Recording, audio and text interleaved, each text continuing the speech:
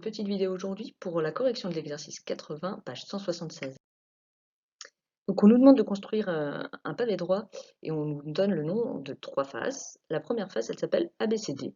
Donc c'est un pavé droit, toutes ces faces sont des rectangles. J'ai construit un rectangle puisqu'on ne nous précise pas de dimension, donc j'ai pris 3 carreaux sur 4 carreaux et j'ai fait un beau rectangle ABCD. Voilà.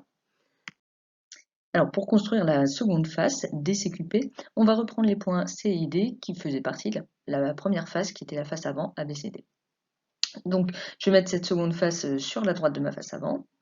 Je fais attention d'ajouter de la perspective en faisant un angle de 30 degrés par rapport à l'horizontale qui est matérialisée par la droite BC. Et je fais donc mes deux segments qui vont plonger vers l'arrière, qui sont CQ et DP. La longueur choisie doit être la même pour ces deux segments, mais elle est arbitraire puisqu'aucune dimension n'est précisée.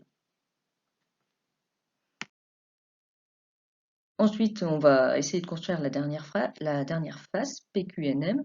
Donc on va commencer par placer le point N. Les points P et Q sont déjà présents sur notre dessin.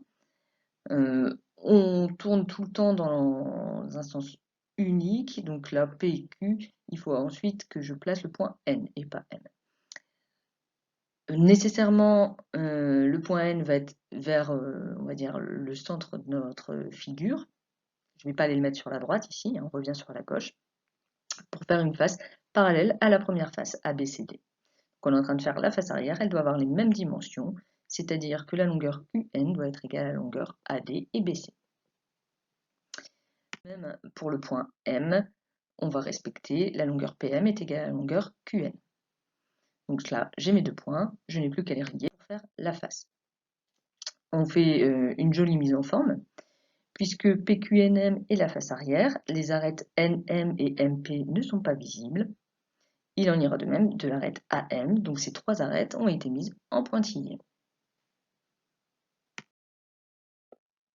On nous pose la question du nom des faces, donc on avait trois faces dont les noms étaient déjà donnés, c'est les trois premières sur le diaporama. Ici, si on regarde le schéma, on voit que la face latérale gauche s'appelle ABNN, celle du haut s'appelle CBNQ et celle du bas TAMP.